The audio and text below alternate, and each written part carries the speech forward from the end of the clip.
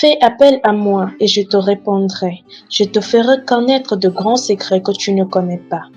C'est avec ces paroles du livre de Jérémie au verset 33 que nous vous saluons dans le beau et précieux nom de notre Seigneur Jésus-Christ et vous souhaitons la bienvenue dans les minutes bibliques. Nous sommes le lundi 27 juin 2022 et les textes qui nous sont proposés sont tirés de Juges chapitre 9, les 6 premiers versets et le psaume 58, accompagné du cantique Debout pour la Sainte Guerre, gloire à Dieu, 520. Cantique 520, Debout pour la Sainte Guerre. Debout pour la Sainte Guerre, le mal est grand encore.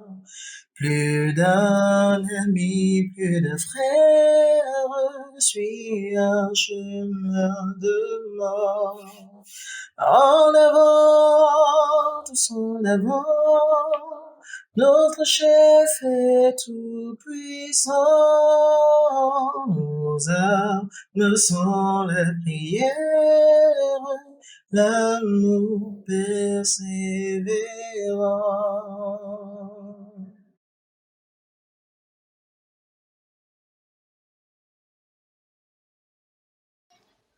Juges chapitre 9, les 6 premiers versets. Là, il est écrit: Abimélec, fils de Jérubal, se rendit à Sichem vers les frères de sa mère, et voici comment il leur parla, ainsi qu'à toute la famille de la maison du père de sa mère. Dites, je vous prie, aux oreilles de tous les habitants de Sichem, vaut-il mieux pour vous que 70 hommes, tous fils de Jérubal, dominent sur vous, ou qu'un seul homme domine sur vous?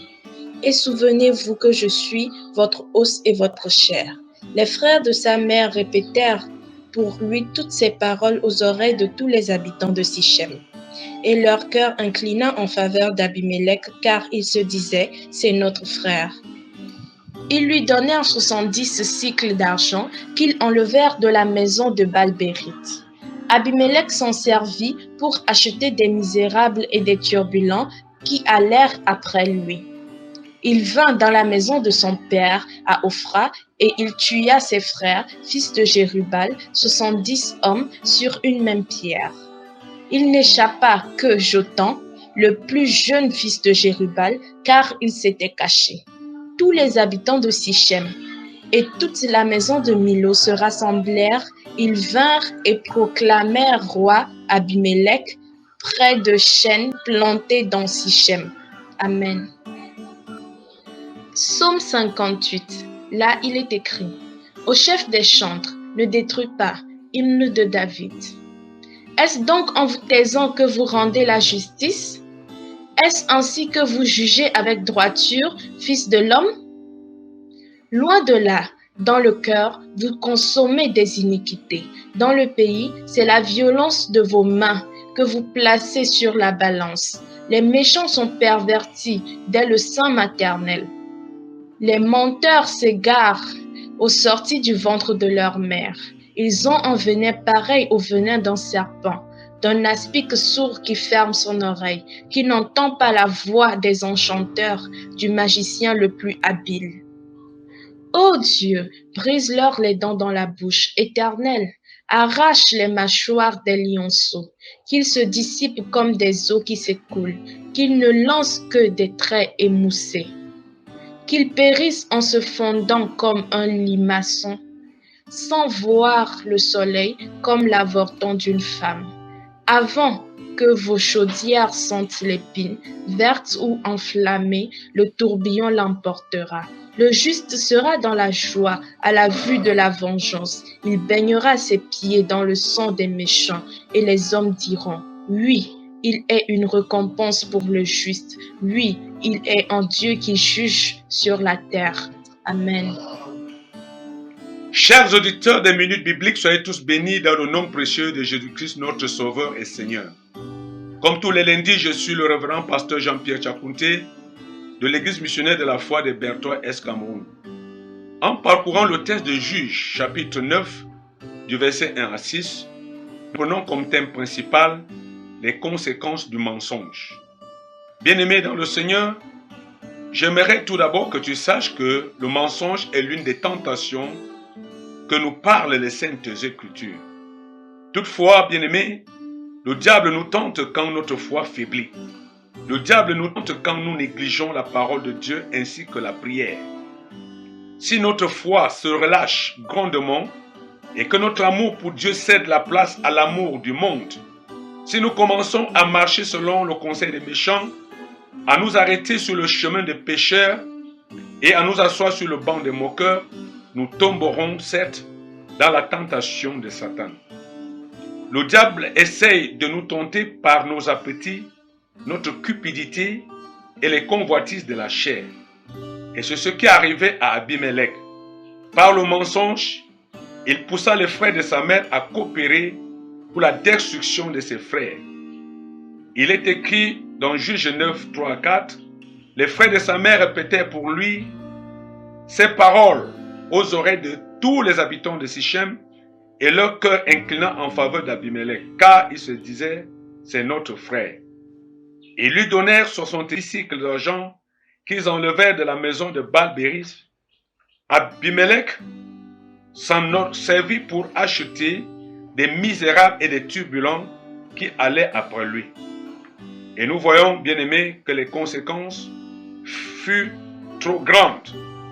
Il est écrit en Juge 9, verset 5, il vint dans la maison de son père à Ophra et il tua ses frères, fils de Jérubal, 70 hommes sur une même pierre.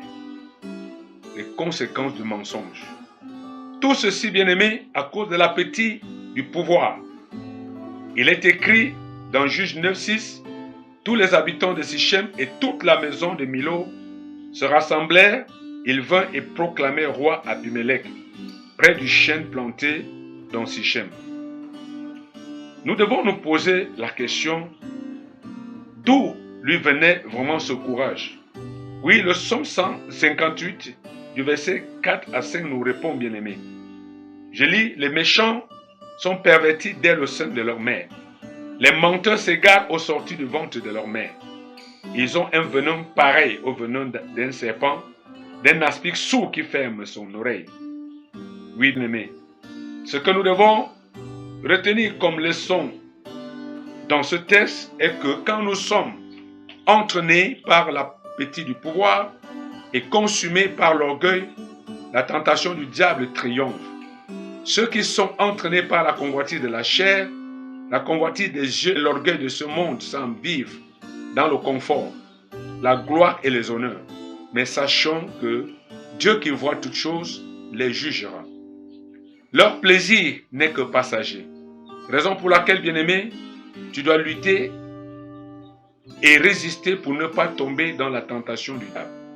Jésus-Christ a dit que nous devions prier pour ne pas tomber dans la tentation du diable.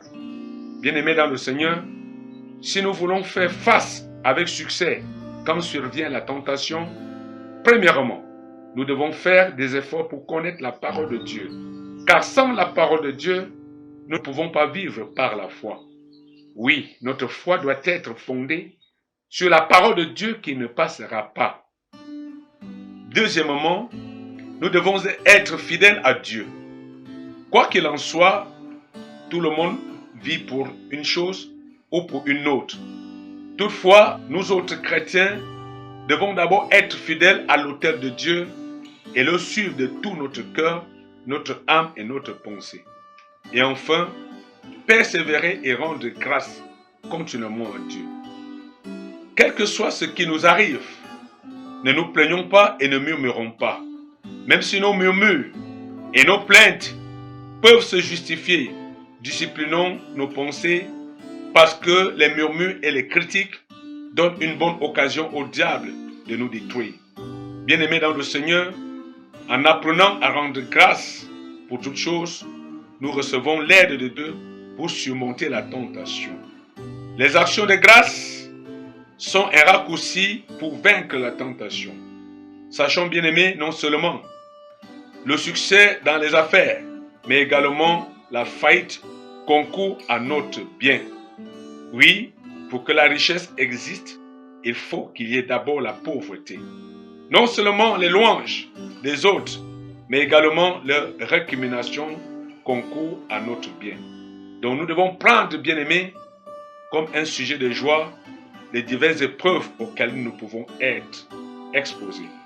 Le psaume 50, 23 dit, celui qui offre pour sacrifier des actions de grâce me glorifie, et à celui qui veille sur sa voie, je ferai voir le salut de Dieu. C'est pourquoi, bien-aimés, nous devons rendre grâce à Dieu en toutes choses pour ne pas tomber en tentation. Chers auditeurs des Minutes Bibliques, je crois que vous avez été bénis et bénis. À la prochaine émission, s'il plaît à Dieu. Shalom. Pourtant, je vais la soigner et lui apporter la guérison. Je vais rendre la santé à ces maisons et je leur ferai connaître la paix et la sécurité. C'est avec ces paroles que nous vous remercions d'avoir suivi Minutes Bibliques ce matin. Que la paix du Seigneur soit avec vous.